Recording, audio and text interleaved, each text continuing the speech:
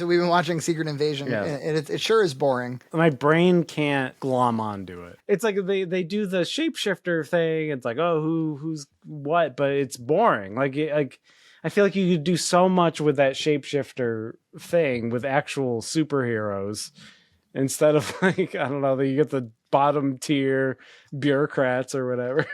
I get the impression the whole show feels to me very much like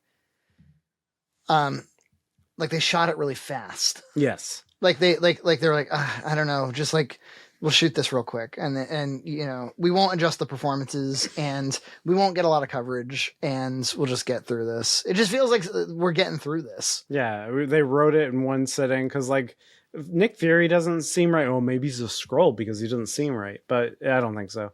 I think that's Nick Fury. That's some cheap television bullshit.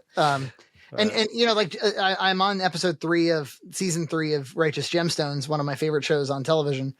And you know, here's a show that's like outrageous comedy, right? But what I'm noticing this time around, especially because I'm watching it compared to Secret Invasion, it should be a show that's just racked with tension. It should be the whole thing should be tense. I'm not feeling like any tension when I'm watching it. I'm watching Righteous Gemstones, and every single scene has an element of tension in it, whether it's because there's a character who's unhinged, or because there's something that you just feel like something really unpredictable might happen, or because you know the characters pretty well at this point, and you know the stakes really, really well. I mean, I'm just so impressed by that show, like truly. Yeah, and even like simple things like I love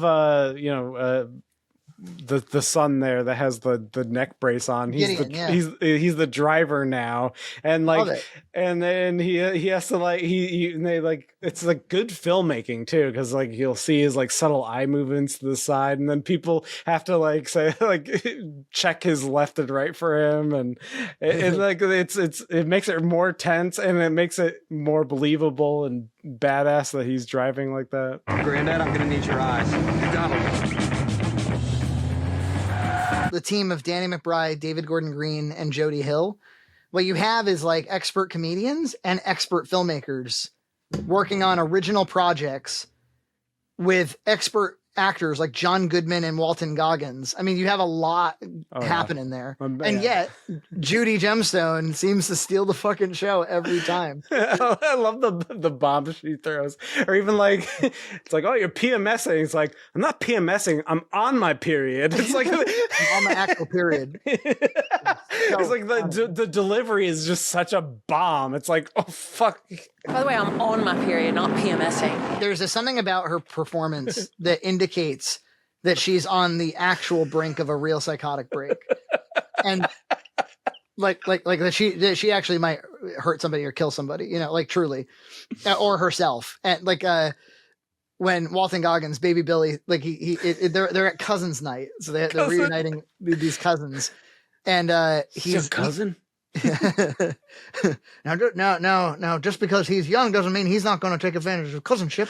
I will not have baby Lionel miss out on proper cousinship just because he's young.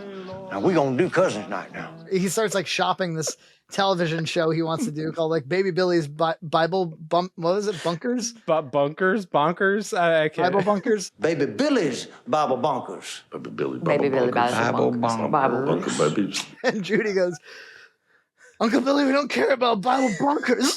Says it in this way where like she seems like she's gonna lose it. What the fuck is this? No, Baby Billy, where you do this bonkers bullshit? It's like good, like involuntary guttural. I recently in that James Gunn interview, or what's some James Gunn interview, he was talking about Chris Pratt as Star-Lord, and he said like I really wanted to get an actor who could bring a part of themselves to the role, and that was what was so hard about casting that role. And he said, much the way that Robert Downey Jr. brought himself to Iron Man. Like he brought himself and he kind of invented the character. I watched that actress who plays Judy and I'm like, something must be messed up with you too, though. Cause you're bringing something to it that is unbelievably unique and original. Yeah. I can't take my eyes off this woman. I mean, like, you know, really, I think she may be one of the funniest people like ever to appear on television. Yeah, it's definitely one of my favorite like comedic characters of all time. It's just it's awesome. Like, do you remember the scene in season 2 when it was BJ's baptism, and she like corners his. Like they have this insane family, right? And but her husband brings his family to the baptism, and that family is they're fish out of water in this environment. And Judy corners BJ's sister in the bathroom, and like fucking intimidates and threatens her, and then but needs to like pimp away. And she has nowhere to go but back into the stall she came from. She just heads back into the stall. Danny McBride is a genius. I have loved all of his stuff. I mean, like Eastbound and Down, I don't think every episode is a winner, but there are, I would say in particular, for me anyway, for my money, that season where they're in Mexico and Stevie Janowski follows him to Mexico. I feel 10 feet tall right now and strong as an ox. Who the fuck is this guy? Hey! Who the fuck are you? I actually haven't seen Eastbound Down. I gotta. You should watch it. Gotta put that in my rowing machine queue. What about Vice Principals? Have you seen that? I've seen that. Yeah. Yeah. That's genius too. Well, yeah. I love Walton. Walton Goggins is a revelation. That with how like he's like so effeminate that he's masculine. Yeah. That thing. Yeah. Exactly. That Southern dandy thing. And have you seen The Foot Fist Way, the movie? No. Yeah, so they made that by themselves. That was like before that was what made them successful. Will Ferrell saw it and helped him. And as it so happened, David Gordon Green had become kind of an indie darling by that point and was friends with them, but he had nothing to do with that production. But Jody Hill directed that, and Danny McBride wrote and starred in it. It's him, what the plot is. It's him playing a Taekwondo instructor, a hillbilly Taekwondo instructor, and he finds out that his wife jerked off a guy at the office, and it destroys his life completely. He can't help himself but basically express all of his emotions about it to like the students at his dojo, and so he's got like this little like Spanish kid named Julio, he's telling him, he's like, like one of these days I'm going to leave this dojo and somebody's gonna have to take over. And like, he's talking to this lonely kid who went into martial arts to gain confidence. And he's like, my wife cheated on me and I'm me. What the fuck is going to happen to you? He's like, I bet your wife's going to butt fuck somebody. I just love it. I love that humor, and especially with Judy and her like infidelity, quote unquote, where she's like, like you think this is like dry humping that guy. It's like we dry humped, and you know what men would do for this pussy.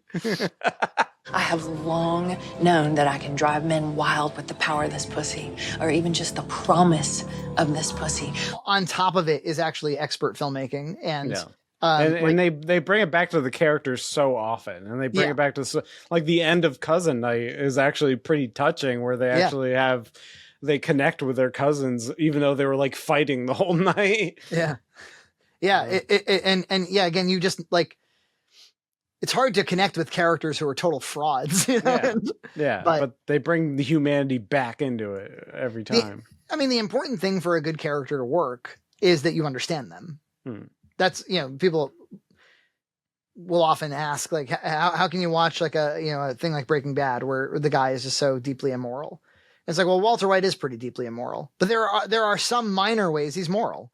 And the fun of watching the show is figuring out what his line is. And then his line changes, and it's fun to find where his line changes. So yeah, it's your protagonist does not have to be on your side, but you do have to be compelled by you have to be fascinated by your protagonist. And they grow these characters in subtle ways and big ways, because like Danny McBride's character was more on that like infidelity, crazy drugs and stuff like that. Now he's more on the straight and narrow, but he's still Danny McBride. He's that kind of character. But he's honestly probably the most mature of the three, but that's not saying anything. And so, it's good stuff.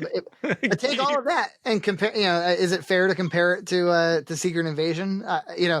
It's just like where's the whenever you have it when you write a scene, you're like what you do in film school and what actors do in acting school is they figure out like what do all the characters in the scene want and like what's the beginning, middle, and end of the scene and beat it out. You actually write in beats that show like this is when this moment transitions, this is when this moment transitions, and it's all about like stretching the tension for like even comedies, even good like it's always about stringing the audience along, making them interested in what you're saying and what you're doing, and often withholding information and then giving them information at strategic times. That's what a story is. When you tell a story verbally, that's what you're doing.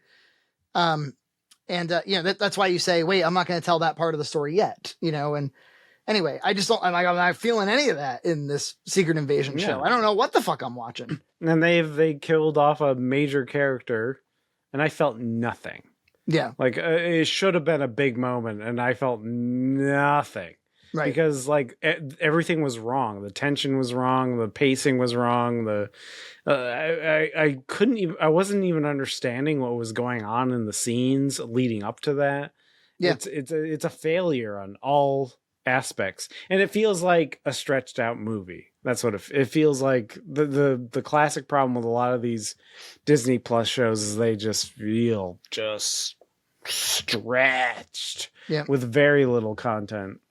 Well, quantity over quality. That's the business model right now. Subscribe to Red Cow Entertainment on Patreon for full episodes every other week.